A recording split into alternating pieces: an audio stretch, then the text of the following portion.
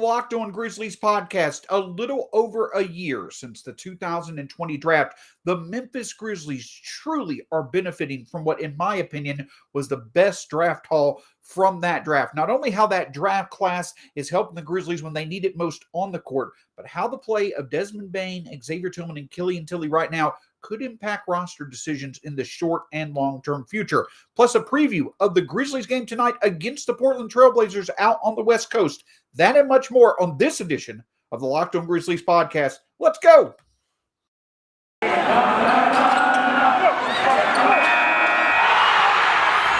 are Locked On Grizzlies, your daily Memphis Grizzlies podcast. Part of the Locked On Podcast Network, your team every day.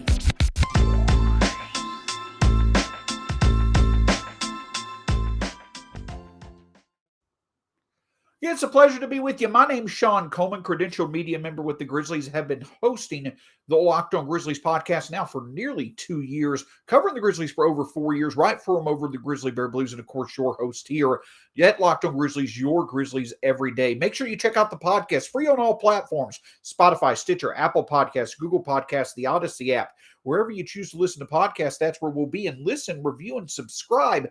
Lets us know how much you enjoy the show. We always want to provide content that is relevant to our listeners' preferences. And of course, right here on YouTube, my name's Shawn Coleman. Find me at StatsSAC, the show at Locked On Grizz. And here on YouTube, hit that subscribe button below. Lets us know you enjoy the show, helps others be able to find the show, and just makes the show overall the best experience it can be for everyone. Also want to remind you of our title sponsor for today's show, which is Truebill. Are you tired of those free ads? I know it's Christmas time. We want to check out a lot of different products, and free ads are the awesome way to be able to do it. But unfortunately, those free ads lead to unwanted costs. Truebill is a great way to manage your subscriptions without you having to run into the hassle of unwanted costs. Check out Truebill.com today.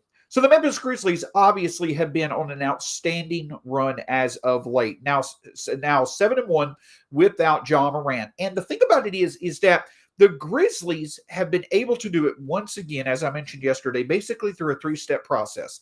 Through the trio of Dylan, Jaren, and Desmond, two of those three players leading the offense, the Grizzlies defense playing like a top 5 defense and turning defense into offense, and then the depth of the Grizzlies not only contributing as far as being a positive impact off the bench, but being two-way, but being impactful not only on offense, but also on defense. And three big reasons why the Grizzlies' depth is certainly stepping up and delivering right now are the Grizzlies' three pickups from the 2020 draft class: Desmond Bane, Killian Tillie, Xavier Tillman, as well as Killian Tillie. Now listen, we've talked about Desmond Bane quite a bit, and for good reason. He truly is someone that is clearly in the most improved conversation. One of the players who truly has emerged as being in the conversation, not only in terms of most improved player, but one of the more improved offensive players in the NBA this year. He certainly stands out among many of his second-year peers.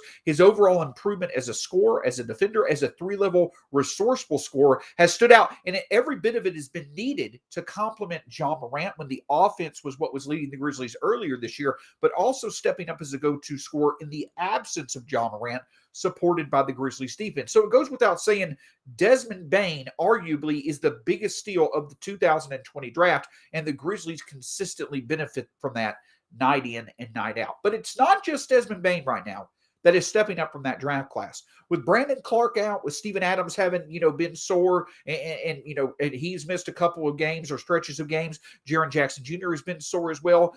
You've also seen Kyle Anderson, who's missed.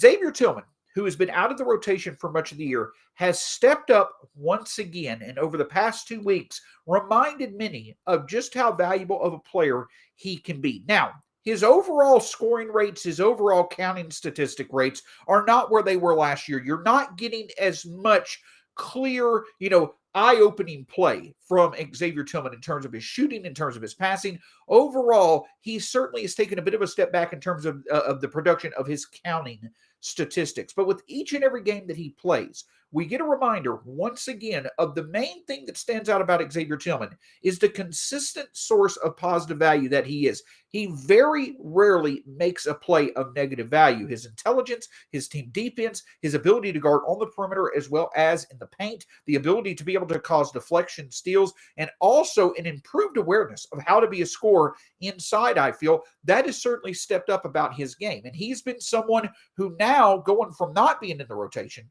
to having 20 minutes or so a night, he's been someone that Taylor Jenkins has the ability to come to with comfort, put in different lineups and know that Xavier Tillman will be able to perform. But it also is not just Tillman, who is really stepping up in the absence of Brandon Clark and in support of Jaren Jackson and Steven Adams. Killian Tillie also now is getting 15 to 20 minutes a night. You've really seen Killian Tillie step up in that role that, Xavier Williams, played 15 to 18 minutes a game, to start the season, and Santi Aldama got a bit of a run for a few games in that role. Now Killian Tillie is getting that 15 to 18 minute a night opportunity, playing the 4 or the 5 on the perimeter, being a shooting option that Taylor Jenkins really enjoys having. Again, as we've mentioned, the evolution of this Grizzlies roster in Taylor Jenkins' mind is on offense, being able to have all 5 positions, both shoot, pass, and just overall have a lot of versatility offensively. Killian Tillie is someone that can offer that. And Killian Tillie is someone that is reminding us right now that in the 2020 draft class, when he was being looked at by teams as a draft pick, it never was a question of Killian Tillie's talent. Killian Tillie, arguably talent-wise, was a top 20 player in last year's draft. Many draft pundits, whether it be Twitter draft sources or just in general, national draft sources, they all discussed that the talent of Killian Tillie was never in question. It was the availability of Killian Tillie due to many injuries. And unfortunately, last year we saw that at times, with lower leg injuries, and, Killian Tillie really couldn't get going until the end of the year. But when he got going last year, he showed some impressive play. Well, this year, he's showing that again. With Xavier Tillman, you've got the perimeter defense, the overall consistency of positive play, the passing, and things such as that. Those things across the board that Xavier Tillman can do. Well, with Killian Tillie, you may not have as good defense or you may not have as good at passing, but what stands out about Killian Tillie and what we're consistently seeing is that Killian Tillie is a good source of multiple threes on any given night off the bench, which is a great development for a team like the Grizzlies who need as many threes as possible. And of course, that plays to the preferences of Taylor Jenkins. But also, just like Xavier Tillman at times, we've seen that Killian Tillie, he has some pretty good defensive chops. Again, per 36 minutes aren't a true indication of how a player would perform, in 36 actual minutes of the game. But per 36 minutes, Killian Tillie is averaging 2 blocks and 2 steals on basis this year. He's been impressive. He is a source, just like a lot of other Grizzlies players, he's a source of defensive activity that can lead to deflections, steals, turnovers, and stops. So Killian Tillie, I don't think, is ever going to be a true plus defender, but he is emerging as a reliable depth piece that meets the preferences of Taylor Jenkins. And that's the big thing that stands out about this 2020 draft class. The reason why the Grizzlies went after these 3 players, the reason why they put a preference on this trio is because the skill sets of this trio, whether it be the shooting, the passing, the defensive ability, the overall ability to improve beyond what was expected of them at the NBA level, all of that meets the preferences of what this franchise front office holds high value in and what this coaching staff holds high value in. And it's paid off. And we're seeing that on the court, obviously, with how the depth certainly has played, how well these players have played, despite the fact that the Grizzlies have been without Brandon Clark and, Xavier Williams and John Morant and others. They're stepping up in roles that they have not, in bigger roles than they've had throughout much of the season, and they're delivering on a night in and night out basis. And for that reason, I'm not saying that Desmond Bane is even a top 5 player from the 2020 draft. You possibly can make that argument. But what I am saying is that the draft haul that the Grizzlies got from the 2020 draft, I truly think was the best in the NBA. And you're seeing it now. You're seeing the value of that more than ever because the Grizzlies truly could have 3 pieces of their future. Desmond Bane as a core piece of their future as a starter with Killian Tillie and Xavier Tillman as reserves. You could truly see these guys for years to come be contributing pieces to the Grizzlies as they continue to evolve into a sustainable winner. And the great thing about it is is that not only have they been able to come to the Grizzlies system, where the Grizzlies, very astute for getting these guys, but there are three examples of players that have come into the Grizzlies system and have developed into better versions of themselves than many expected this would be a year into their careers. So it's a great thing to see. And now it's been more needed than at any other time with the roles that each of these three players are playing, that Bane, Tillman, and Tillie are playing, and also the success that they're having in contributing to the Grizzlies really being a surprise success once again so far this year. But the development and emergence and reliability of this trio not only is making a positive impact on the court, it also could impact some important roster decisions for the Grizzlies in the short and long term as we get into trade season here over the next few months. I'll discuss that in just a moment. But the thing that I want to tell you before we get into discussing trades, with tomorrow being December 15th, another thing I want to talk with you about is Stance. Stance is, since 2009, Stance Apparel represents a radical reinvention of socks, underwear, and active apparel with a sharp focus on comfort, quality, and creativity. Stance brings an atypical aesthetic alongside some of the pop culture's hottest collaborators for the ultimate in stylic self-expression. Because everything you wear should be a direct extension of you, of who you are and how you feel. But not only should the design stand out and be an indication of who you are, it also should make you feel comfortable and prideful to wear it. And the thing is that you could talk about comic book characters, you could talk about Major League Baseball players, NBA, tons of different designs, and you can find it all in Stance. Stance believes that the perfect fit matters more than fitting in, that those who feel good do good. Go see for yourself.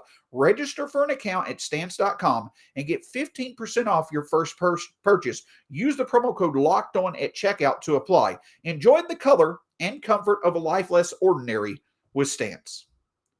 Of course, we can't thank you enough for making Locked On Grizzlies your first listen of the day, but make sure to check out the Locked On NBA podcast. Again, as I mentioned a few times, talked about it last week, about to talk about it now.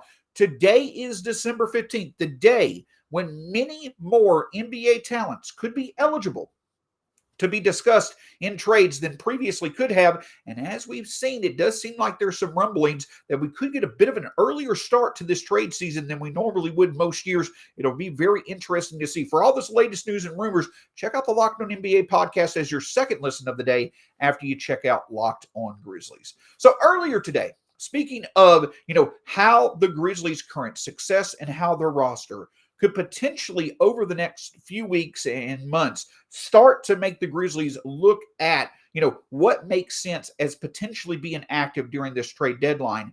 I do feel, as I mentioned last week, that the Grizzlies' success so far this year certainly makes the timing right for the Grizzlies to start to truly be buyers when it comes to adding to this roster. I talked about in the offseason that it's the right player at the right price at the right time. Well, for the Grizzlies, obviously, the right player for the right price are certainly things that still need to be worked out, I would assume. I don't expect anything big, but when it comes to the right player at the right price, I do think that we are getting closer to the right time for the Grizzlies to truly start to identify the right player at the right price with how well this roster is performing. And again, Zach Kleiman talked about it in the off-season, or the Grizz media days before the season started. There's going to be a sense of urgency. If this roster, if this young team once again exceeds expectations and it has success like it is currently having, there's going to be a sense of urgency on the Grizzlies' end, no longer to sit here and just, be patient, let things play out, make moves focused on the future. There's going to be a sense of urgency to really keep this thing going and support it with roster upgrades that not only can help the Grizzlies continue to win now, but also make it easy on them to be a sustainable winner moving forward. And that's what I believe, that's where we are in terms of what potential moves the Grizzlies can make. Now, earlier today, yesterday, I threw out a trade idea. I threw out the idea of, for instance, Kyle Anderson, Brandon Clark, Jarrett Culver, first and second round pick for Joe Harris and Nick Claxton. Those players from the Grizzlies going to the Nets.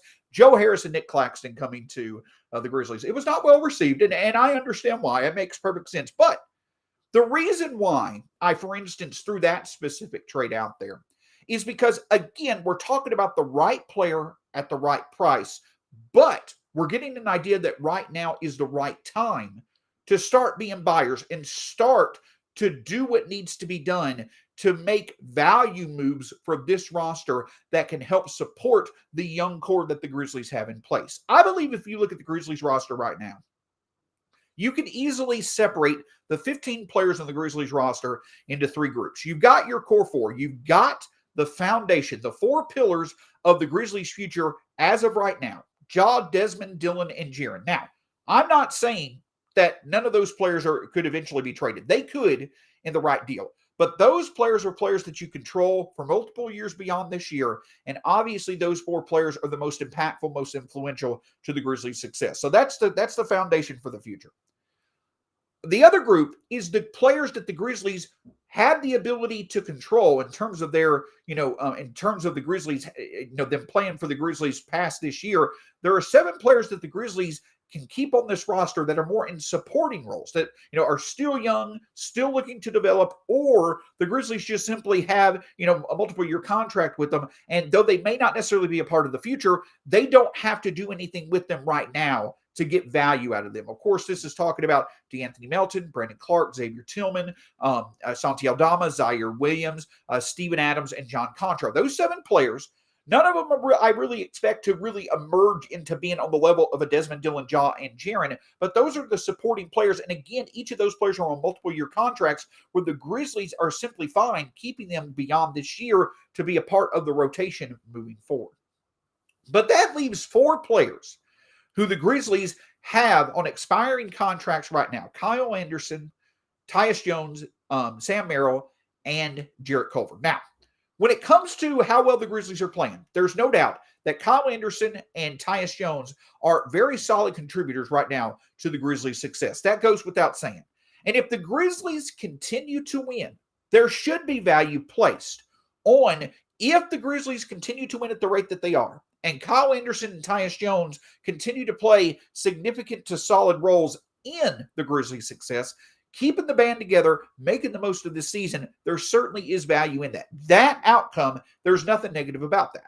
However, for me personally, just like in that trade suggestion that I mentioned yesterday, the overall general idea for me is that while the Grizzlies' continued success winning is very important, for me, I feel that it's just as important for the Grizzlies to make sure that they get value out of the veterans that they have in Kyle Anderson and Tyus Jones. Kyle Anderson specifically. And the reason why is this, is because one thing that I don't think the Grizzlies can afford to do is let a player of Kyle Anderson's caliber and of his player profile, with how important that specific player profile is, a productive big wing who can help out on both ends of the court at times. I don't think the Grizzlies can afford to let a player like that just simply potentially walk in free agency and get no value out of them beyond this year. Now, I've discussed a Kyle Anderson extension in the past. I've talked about how extending Kyle Anderson could allow the Grizzlies to still have a veteran presence that could play on the wing or play in the post, what have you, that could be there to support Jaren and others moving forward. I think that Kyle Anderson on an extension could make sense. But there are other routes that the Grizzlies could go as well. And let's be honest, Kyle Anderson is not the same player that he was last year. He's not, playing like he did in the first half of last year. The shooting, while it has improved overall from where he was before last year, it's not to the level that it was last year. But Kyle Anderson is still a very solid and consistent contributor that could also do exactly that for teams that may be closer to contention than the Grizzlies could be. So if the Grizzlies were to decide that Kyle Anderson may not necessarily make sense for their future, I would potentially certainly look to see if the Grizzlies could take Kyle Anderson, maybe throw in a Jarrett Culver or a Sam Merrill or what have you, but take Kyle Anderson, take a piece from their supporting group of young players like maybe a Brandon Clark or a Tillman or a John Contra or something like that, and then perhaps take one of their first round picks from this 2022 draft, put them together in a package, and see if that could lead to the Grizzlies getting a player of a similar profile to Anderson, a wing who can be productive on both ends of the court, but a player that the Grizzlies can control beyond this year. That, to me, would be something that fits the mold of the right player at the right price at the right time. Because at the end of the day, I do feel it's very important that the Grizzlies, in some way, shape, or form, extend the value that Kyle Anderson offers beyond this year. And I don't necessarily mean just by sending Kyle Anderson to a true contender for him to fit in their trade exception. Yes, that could be a last resort potentially, where maybe you could get a few seconds or a young player, an intriguing young player and a second-round pick, maybe even get a first. I don't know if that's the best value, though, for Kyle Anderson. If the Grizzlies are winning and Kyle Anderson is contributing to that winning, I think that's just as important as simply selling him off for a rental. But to me, the more beneficial and more valuable route for the Grizzlies to go is to see what deals are out there using Kyle Anderson as a base in a deal, and then potentially adding another young player who can be controlled for multiple years and a pick or two from their 2021 draft class. Because at the end of the day, over the next 7 months, Kyle Anderson, Tyus Jones, Jarrett Culver, and Sam Merrill, if you consider them points of value, but also the Grizzlies' 3 first-round picks, the value of those players to the Grizzlies, they themselves are going to expire in terms of their current form, in terms of their current value as assets over the next 7 months. I feel that what the Grizzlies do to extract value out of a Kyle Anderson, a Tyus Jones, and those 3 draft picks, whether it's a mixture of extending 1 or 2 of Kyle Anderson and Tyus Jones, the picks that they make in the draft, or trades that they potentially make using their 2022 draft assets and the expiring contracts of Kyle Anderson and Tyus Jones, whatever decisions the Grizzlies make over the next 7 months, I think is going to be very important. Because with that combination of assets between Anderson and Jones's expiring contracts, the picks, and maybe 1 or 2 other pieces, you can find a significant value to trade for that can benefit the Grizzlies beyond this year while also upgrading the roster moving forward. Potentially I talked about a Joe Harris. He may not be the most ideal, candidate, but what about a Harrison Barnes from Sacramento? What about a Jeremy Grant potentially?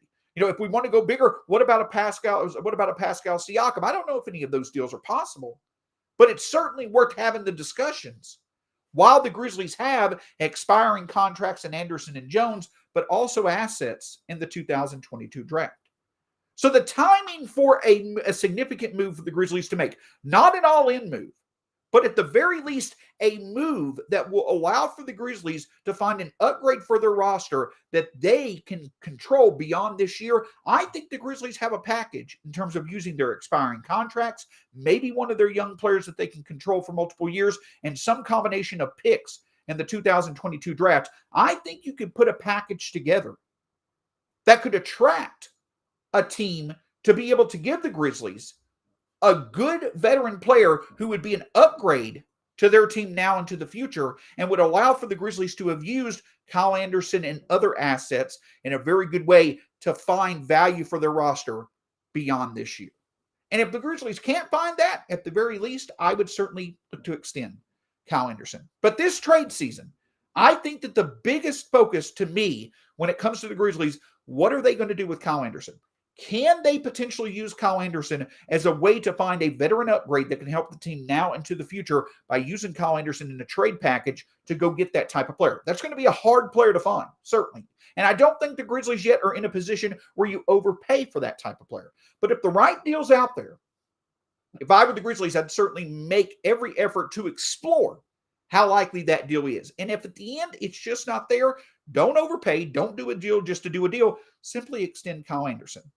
But that, to me, is the biggest narrative when it comes to the Grizzlies trade deadline. What value can they get from Kyle Anderson to last beyond this year? And to a lesser extent, what will they do with the expiring contracts of Culver, Merrill, and Jones, along with their 2022 picks? How will those play into any potential moves for the Grizzlies to make the best moves possible to get as much value moving forward with those assets that are going to expire over the next 6 to 7 months? I don't think this results in an all-in type move, but with the amount of assets that the Grizzlies have, they can still make a move to upgrade this roster while also still having plenty of assets for an even bigger move in the future. It certainly will be something fun to watch, and we'll obviously continue to talk about it as we move closer to the trade deadline.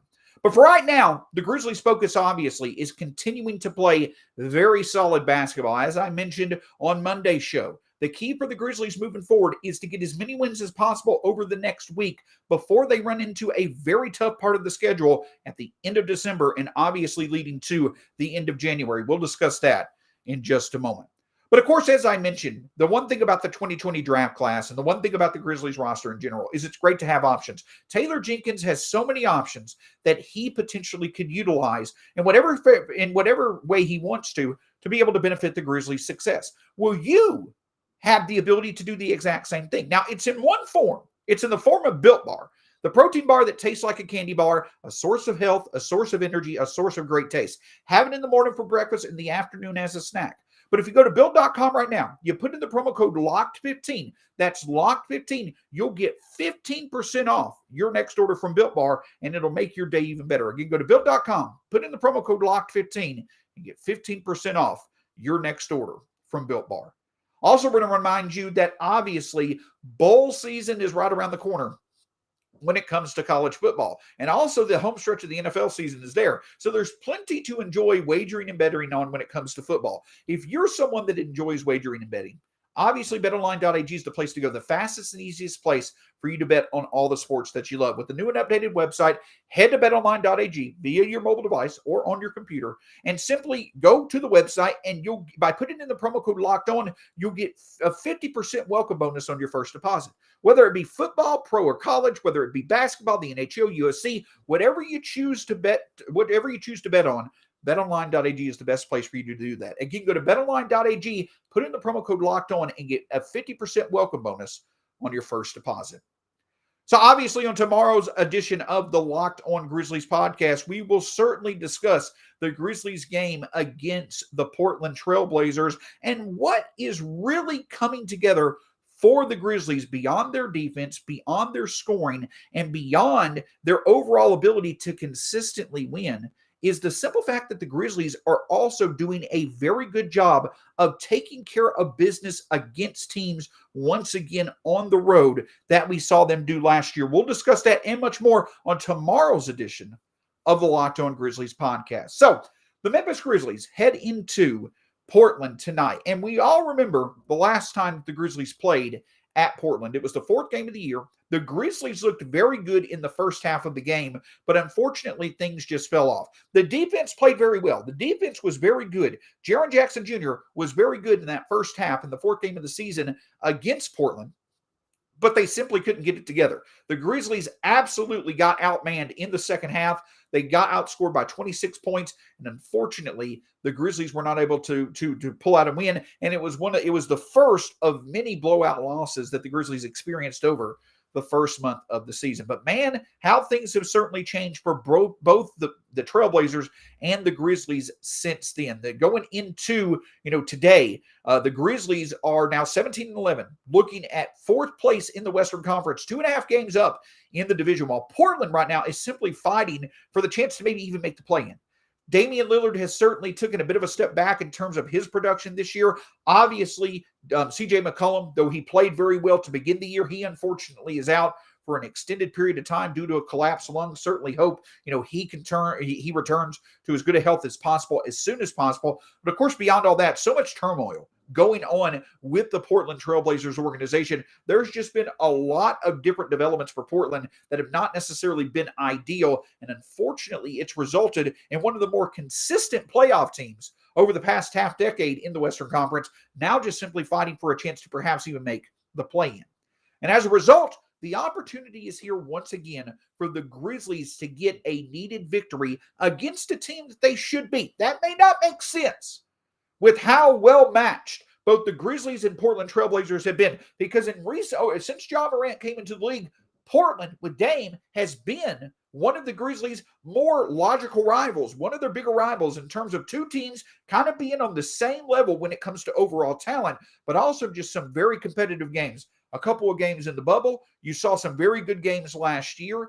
Obviously, Portland and Memphis have had plenty of battles over the past few years. But as far as tonight goes, you've got two teams who are certainly trending in different directions. For the Grizzlies, for instance, over their past 10 games, they're top 10 in both offense and defense. As a matter of fact, the Grizzlies have the best defensive rating of any team over the past 10 games in the NBA. Portland, meanwhile, unfortunately, is trending in the wrong direction. 23rd in offensive rating, 29th in defensive rating. So you legitimately have the best defensive team in the NBA over the past few weeks coming against the team in Portland that's the second worst defense in the NBA.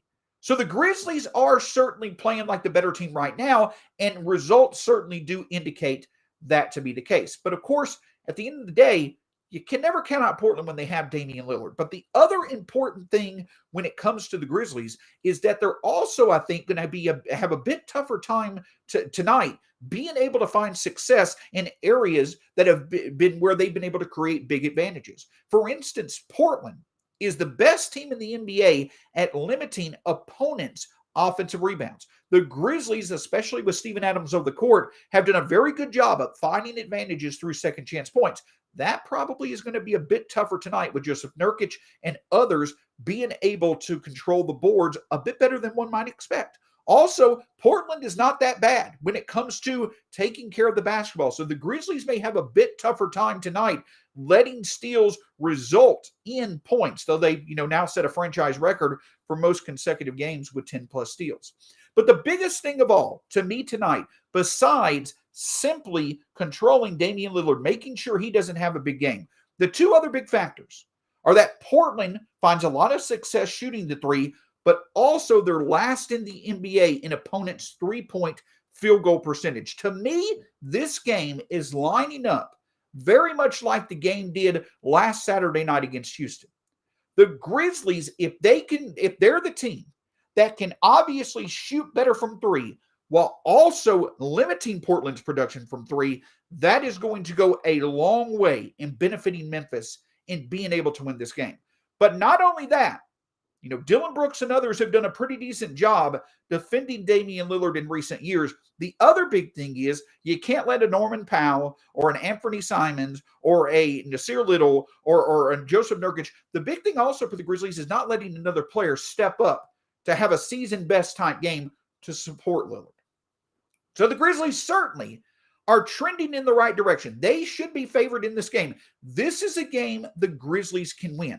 But in my opinion, they're going to have to rely more on the ability to shoot the three tonight than they are second chance points and steals, like they usually do in most games, because of how, good the Portland is at limiting second chance points, but how porous they are at defending the three. The Grizzlies really need to find their stroke from three. And if they can do that, I feel it's going to go a long way for them to be able to win this game. So shooting the three and defending the three well as letting Dillon and others limit Dame, contain Dame as much as they can, but also not letting another Trailblazer really step up to have a season-best type game. If the Grizzlies can do those three things, I feel they're in a good position to be able to win this game, and they're going to be able to then get another victory before they face Sacramento later on this week. It's certainly going to be fun to see another late night game for the Grizzlies. I know that was certainly something that was kind of fun at times, but also kind of less than ideal at times to start the season. But it's always pretty fun, if you're a late night person like me,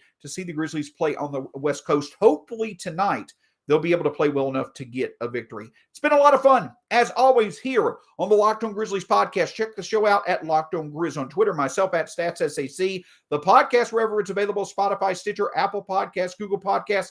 Find me again at StatsSAC, and here on YouTube, hit that subscribe button below. Until tomorrow, pleasure talking with you as always. Go Grizzlies. We'll talk to you again soon here on the Locked On